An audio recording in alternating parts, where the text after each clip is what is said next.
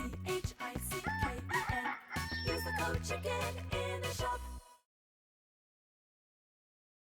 Is Clash Mania about to go global before we even see any new gameplay or anything or hear any news about Clash Heroes? Guys, the Chicken is here. Welcome back to the channel. Today we're going to be talking about the state of the last two Clash games remaining. We had Clash Quest here. I still haven't changed my channel stuff since.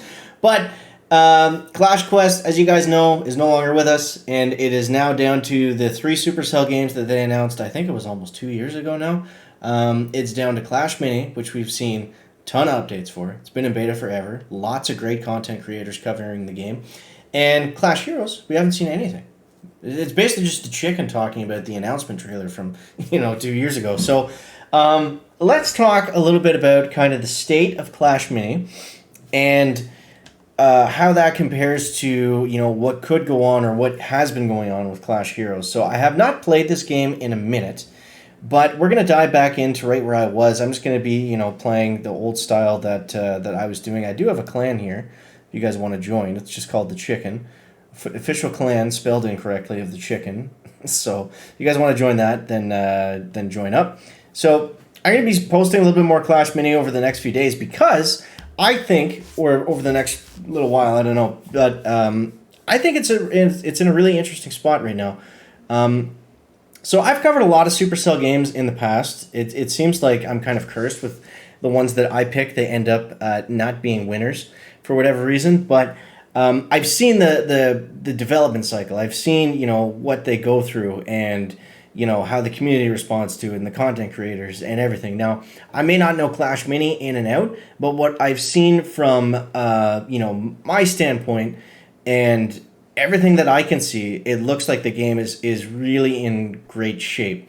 Now, I think one of the major drawbacks, or one of the quote-unquote problems with Clash Mini initially, or maybe why it wasn't drawing as big of an audience, was it was a bit kind of too laid back. It was kind of had the same problems that Clash Quest did at the beginning, where it was like a little bit too much RNG, not super strategy based, but they've really changed a lot of that. And I can't really speak to those specifics. I'm not going to pretend like I'm a pro player or I really know the game in depth at all or anything. But I mean, if we just step back and look at all these changes, like they've done so much to the game. Just the graphics, like the user interface, like everything just pops. It looks really clean. It looks really good. I guess we should upgrade the P.E.K.K.A.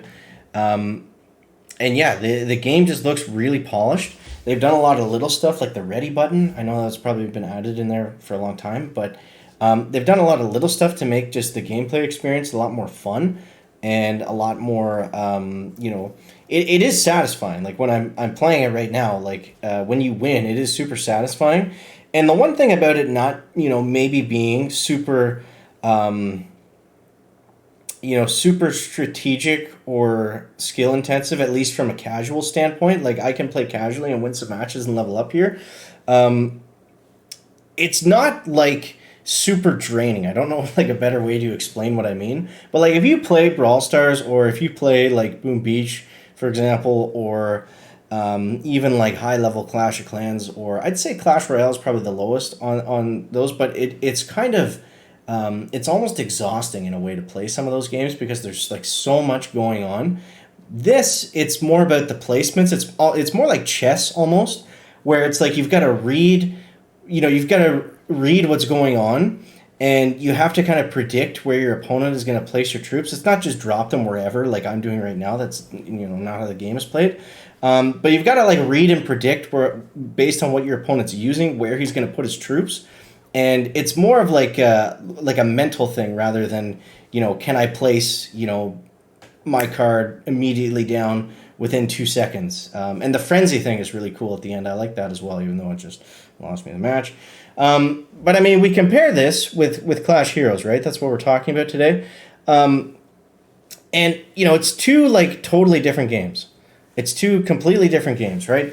I still think Clash Heroes has more potential, or has the most potential, out of any of these games that we've seen so far, right? In terms of an open world Supercell RPG top down, in the Clash universe, with the Unreal Engine and all that, potential stuff coming. it's hard to say what's actually happening and what's not because we don't know a ton of stuff about the game. But just overall, it seems so cool. Are we gonna win this match here? What's going on? Come on, Dark Goblin. Dude, what is with these little baby squids? They're just destroying me. Shout out to Jenny. He put us away. Yeah, so I think in terms of all, like, what Clash Heroes could be, just talking in terms of pure potential, because that's all we can really talk about in that game.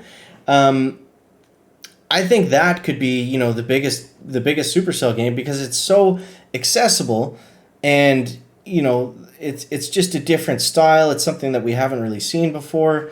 And I don't know. It just seems really cool. It just seems really fun. And like you throw the Supercell, the mobile formula on top of that.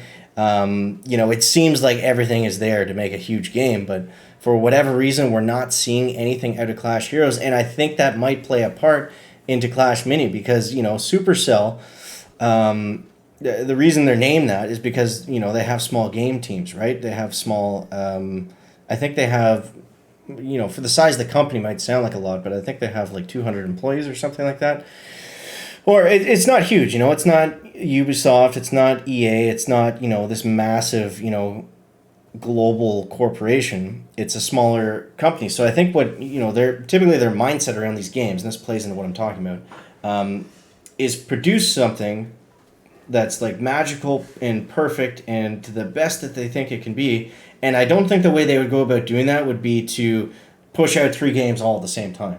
They're obviously always working on new games and stuff, like we've seen a little bit from Squad Busters and some other things here and there. But I think it doesn't really make sense for them to work on Clash.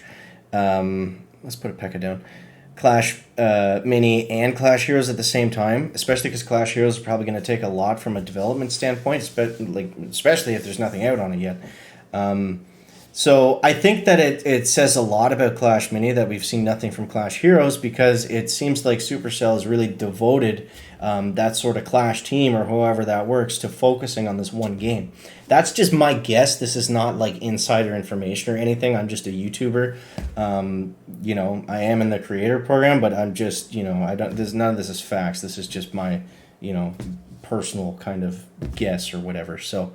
But you guys let me know in the comments. Do you think Clash Mini is going to be the next Supercell game to go global? Or do you think it needs more work? Let me know in the comments what you like about it, what you don't like about it. And I'm going to be trying to learn to play the game a little bit better over the coming weeks here. But I am going to be posting it a few times a week at least is the goal. So if this is something that you guys want to see, make sure you subscribe to the channel. And like I said, the next game that I ideally want to do is Clash Heroes, but we haven't seen anything come out on that just yet. So, yeah. If you want to see more on both these games, make sure you subscribe to the channel. As always, guys, thank you so much for watching. I'm not going to make you suffer through any more of my losing here. Appreciate you, and we'll catch you in the next one. Chicken out.